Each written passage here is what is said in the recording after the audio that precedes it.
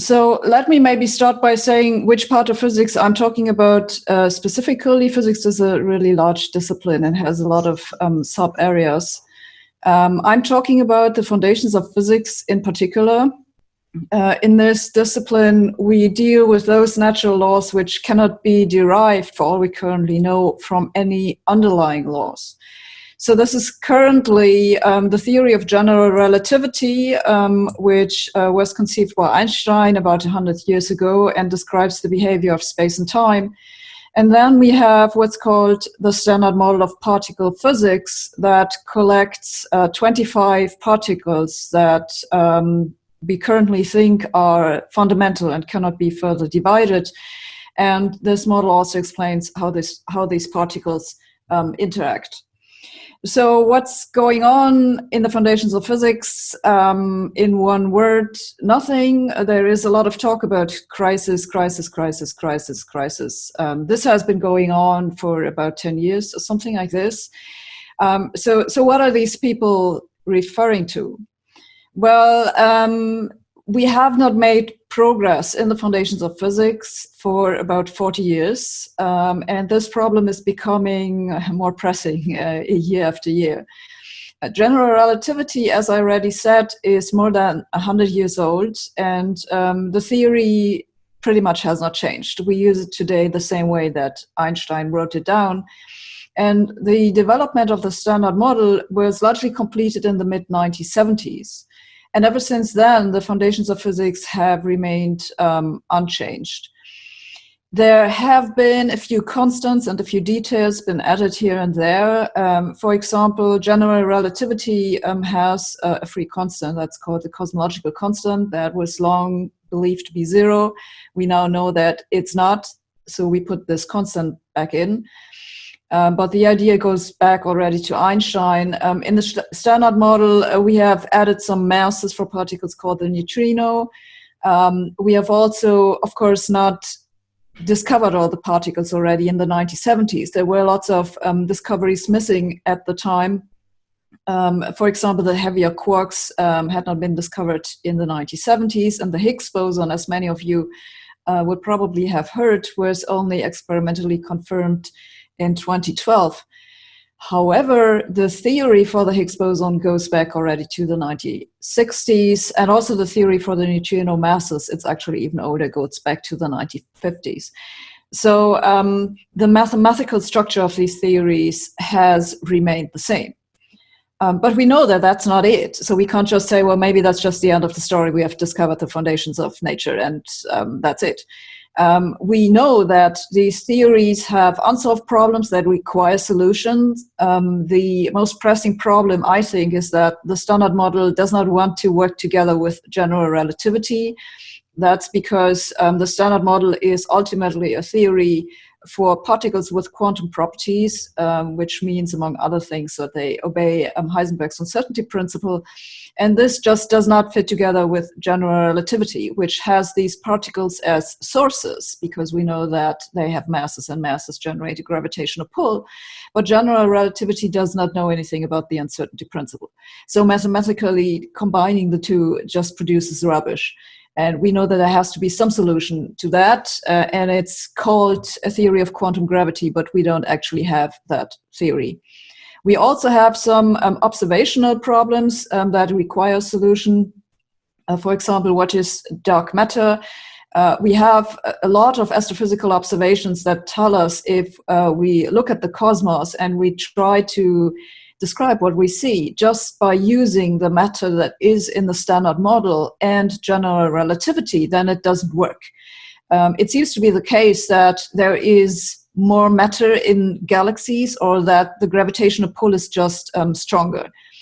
So there are currently two different ways of trying to explain these observations. That's either that there is some kind of particle that is not in the Standard Model, which generates this additional gravitational pull. That's what's called dark matter. Dark because we can't actually see it. We only notice its gravitational attraction. The other possibility is that there's something about gravity that we just don't understand. This goes under the name modified gravity. either way, there's something about the foundations of physics that needs to change to explain these observations. And then there are other questions, like how did the universe begin, what's with the measurement process in quantum mechanics, and so on. So that there are good reasons to think that we have not found what's ultimately the correct description of nature. And yes, these are hard questions. Physics is a very mature discipline. It's one of the oldest sciences that there is, and the simple things have been done. So you expect some kind of slowdown, for example, because it becomes more and more difficult to make experiments that probe areas where we have not already found out everything that there was to be found out. This is why we see larger and larger experiments, larger and larger collaborations, more and more expensive experiments, of course. But the main reason for the slowdown is not this difficulty, because we still make these experiments, and we still see a lot of theoretical activity in these areas. It's just that it doesn't seem to be going anywhere. It's like people are running faster and faster, but they're running on a treadmill, not getting anywhere. So what's really the cause of the problem is bad methodology and groupthink.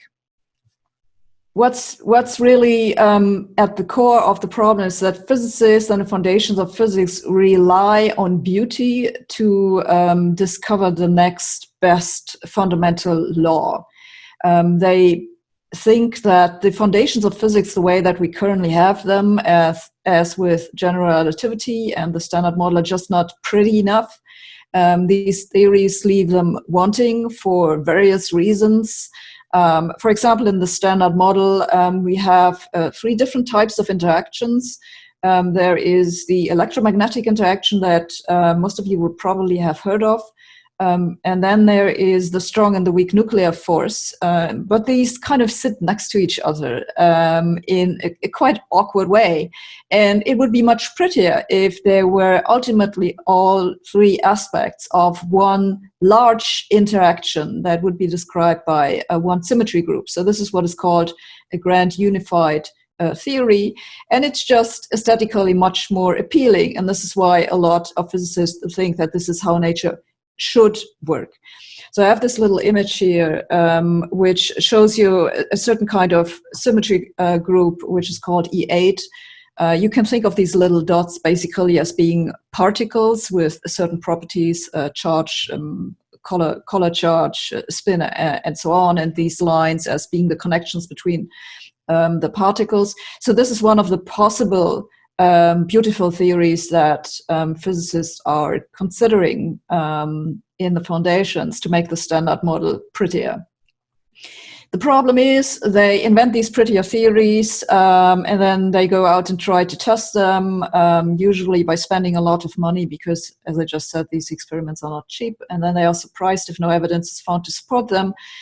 It's even worse than that, actually, because they also don't get the message that this is a procedure which clearly is working, but they've been doing this since the 1980s, and they do not learn the lesson. Part of the problem is that they are largely unaware that this is what they are doing because these requirements of beauty have become mathematical standards. So a lot of physicists will actually be really, really offended if you tell them that they rely on beauty because they don't know that that's what they're doing. The science writer Jim Baggott suggests to call this a metaphysical commitment instead of arguments from beauty. Yes, that's how you can think of it. You know, I prefer to talk about beauty because it's a somewhat more digestible word. I also think that it's ultimately where these arguments come from. It's the reason why physicists would want nature to be in this particular way is because it would be more beautiful. But metaphysical assumptions is exactly what it is. These are assumptions about nature that themselves are not based on evidence. They're beliefs, basically. So what's the consequence of this? Well, there are lots of failed predictions that have come out of this belief that nature has to be beautiful in very specific mathematical ways. I will now briefly go through some of those. For example, the Standard Model contains a number which is called the theta parameter, which is small. And physicists think that small numbers are ugly, so they don't like that. They've tried to make this theory prettier in a certain specific way that doesn't really matter for our purposes. And this prettier theory predicts a new particle, which was called the axion. This particle was proposed and ruled out very quickly after its proposal in the 1970s. But what then happened, and this is symptomatic to what would happen over and over again, physicists did not just abandon this idea of the axiom, but instead they amended the theory so that they had a new axiom, which was more difficult to observe. And this was called the invisible axion. Actually, if you look at the literature today, they've just dropped the term axion, and a lot of, especially the younger students, don't even know that this axion that they're dealing with today is not the original axion. There have been a lot of experiments looking for these axions. You see one in this image in the corner. So far, nobody has seen an axion. The trouble is they're invisible. So this theory was deliberately designed so that it is difficult to test.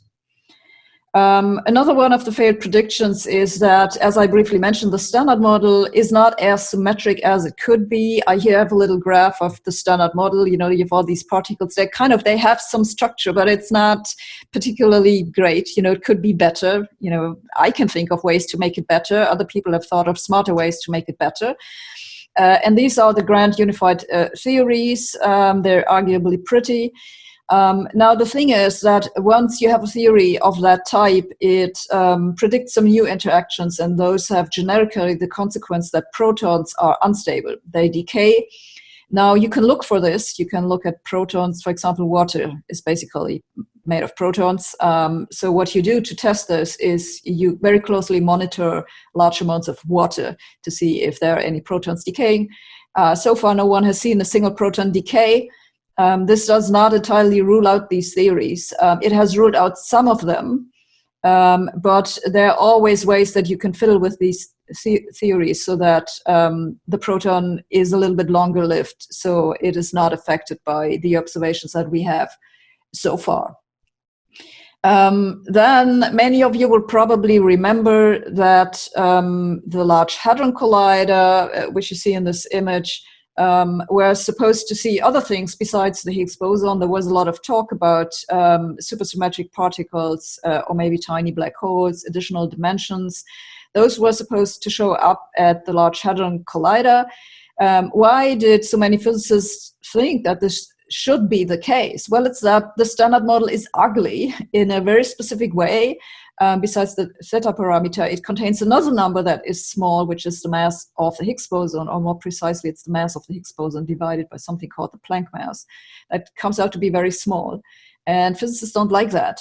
So what you can do is you can make this theory prettier, for example, by adding supersymmetry to it or additional dimensions.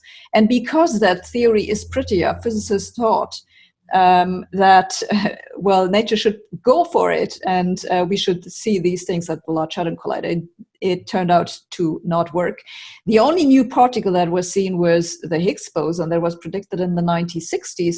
And I have to emphasize that this was not a prediction based on an argument from beauty. It was a prediction based on inconsistency. Without the Higgs boson, the Standard Model is just inconsistent. It stops working at energies that the LHC can reach.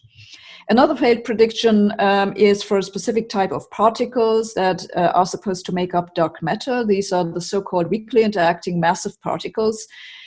These have been sought for since the mid-1980s. So far, none have been seen. Each time an experiment comes back empty-handed, theorists go, and here it happens again, and make their theories more complicated so that the particles are more difficult to detect. What you see in this little image in the corner is a dark matter detector called Xenon 1T. This is an upgrade from Xenon 100, which is an upgrade from Xenon 10, which is an upgrade of the original Xenon experiment.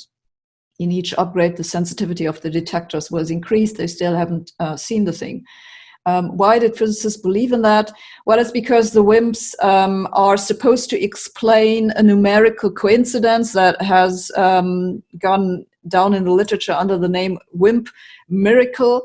That's basically the coincidence that particles of a certain mass that is in the range of the Large Hadron Collider would have been produced in the early universe in about the right amount to make up for the observed effects of dark matter. So, that may just be coincidence. But theoreticians in the foundations believe that there's something more here than just a mere coincidence, because if it was just coincidence, that would be ugly.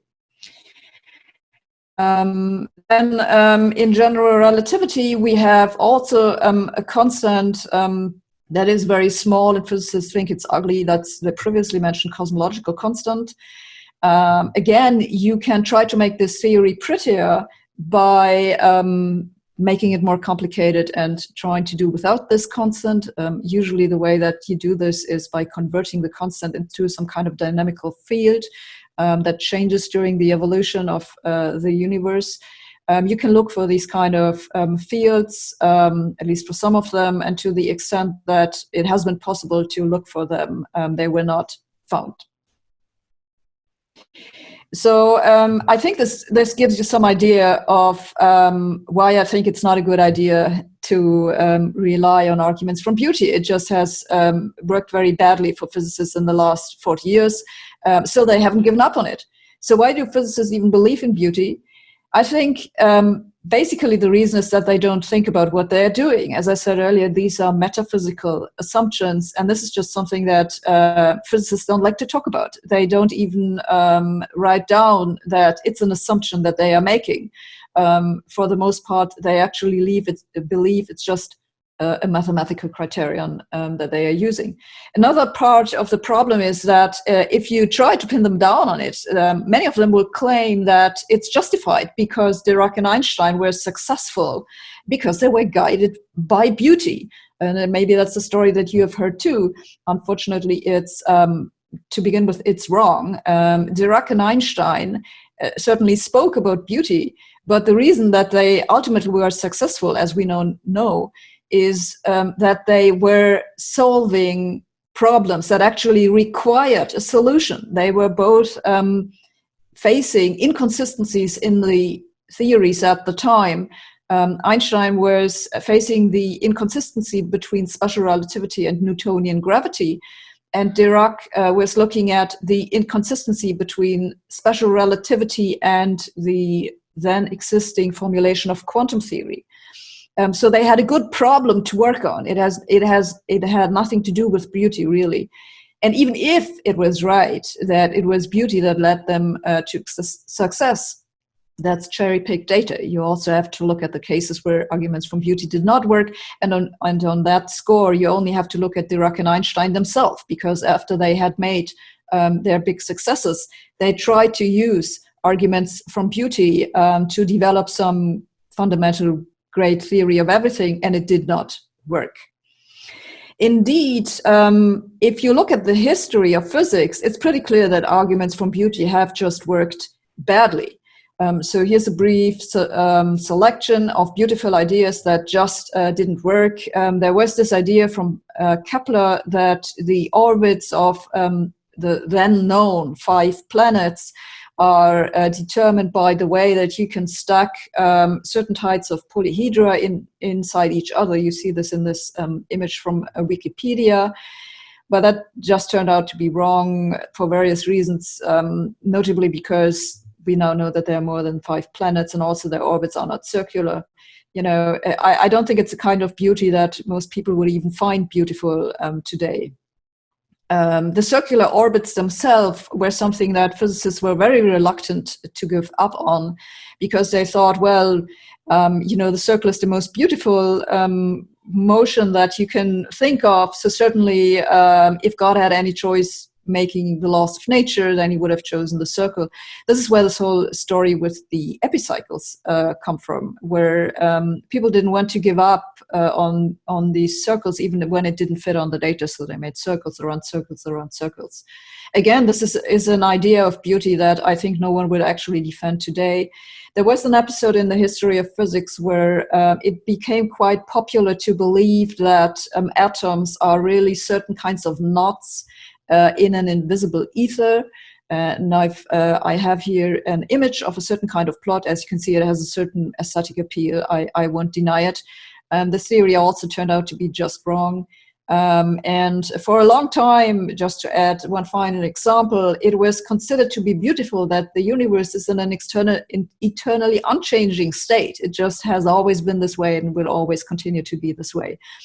Today, we also know that this is just wrong.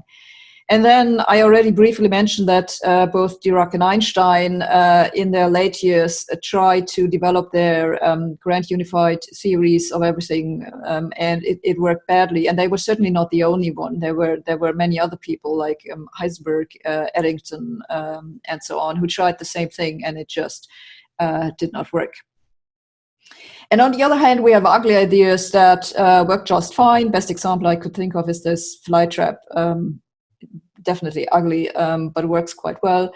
Quantum mechanics, for example, a lot of my colleagues tend to find quantum mechanics ugly. I don't think myself that it is ugly, but in the end, it's subjective to who am I to disagree with them. Whether or not you think that it's ugly, it works very well.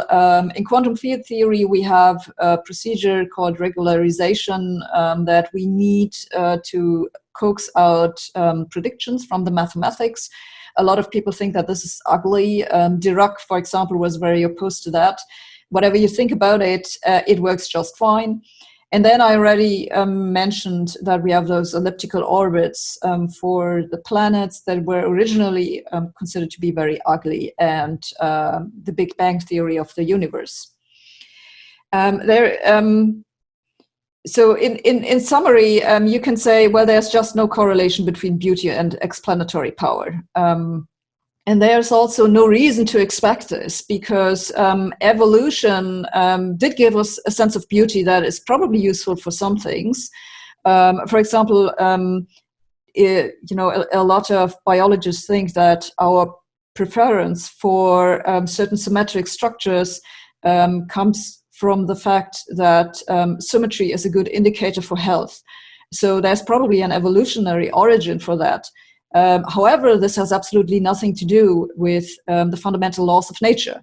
Evolution did not prepare us to look for laws that dictate the behavior of things that we can't see. There's another reason to be skeptical about arguments from beauty, because standards of beauty change as a matter of fact. It's not only that they can change, they do change. There's a very good book about this by the philosopher James McAllister, Beauty and Revolution in Science. He goes through some examples where the standards of beauty have changed in the scientific revolution. For example, when going from the geocentric to the heliocentric picture of the solar system, or when switching from classical mechanics to quantum mechanics, and so on. So in each of these cases, it was a notion of beauty that was ultimately been thrown out and replaced by something new. So the problem is that it's really this description of nature that makes a theory beautiful. So it's the end point, not the starting point. So if you start with making a particular assumption about the type of beauty, then that's just not a very good procedure. And I think that's the reason why we are seeing this lack of progress in the foundations of physics. It takes increasingly more time and money to test new theories. And this means that we must choose very, very carefully which theories to even put to test. And physicists just are not very careful. So what has happened is in the past 40 years, they have been sloppy in choosing these theories. They were based on these arguments from beauty, which made them unpromising to begin with. Then you go test them, you get negative experimental results. So negative experimental results are also results, of course, but they're not very useful results if you want to construct a new theory. So you get this lack of data and you get stuck with the unpromising theories. And this creates a vicious cycle that physicists have been in for 40 years, basically. So what's my progress proposal? Well, if you look at the history of physics, you will find that whenever there was a progress led by theory, of course there has been progress led by experiment, but I'm talking about progress led by theoretical predictions. This was led by resolving real inconsistencies in the theories. So I suggest that before physicists try to solve a problem, they make sure it really is a problem. And just because the theory is not as beautiful as you would like it to be, that doesn't mean the theory has a problem. It's really mathematical problems that you need to be able to formally write down whose solution has led to progress in the past. And so it makes sense, just looking at the evidence, the historical evidence, to try and do that again. So what are those real problems that we currently have in the foundations of physics? Well, I already mentioned them in the very beginning. We have this lack of a theory of quantum gravity. That's a case of an actual inconsistency in the mathematics. We have the quantum measurement problem. That too is just a mathematical inconsistency that requires a solution. We have dark matter. So this is not an internal inconsistency in the theory, but it's an actual inconsistency with observation. So this too requires a solution. And there are certain aspects of dark energy that are also inconsistencies, but not all of them. In particular, just the smallness of the cosmological constant is not in and by itself an inconsistency. So this brings me to my summary. Using criteria of beauty to assess theories is bad scientific methodology. It has not worked for 40 years. To rely on arguments from beauty and continuing to insist that that's the way to go is just not good science. Physicists should stop doing it. There is no reason to think that it should work. It has not worked and it does not currently work. And that's just not the way forward. Finally, allow me to say that I have written a book in which I have fleshed out these arguments some more, which will be published as a paperback in about 10 days. Thank you for your attention. For more debates, talks and interviews, subscribe today to the Institute of Art and Ideas at IAI TV.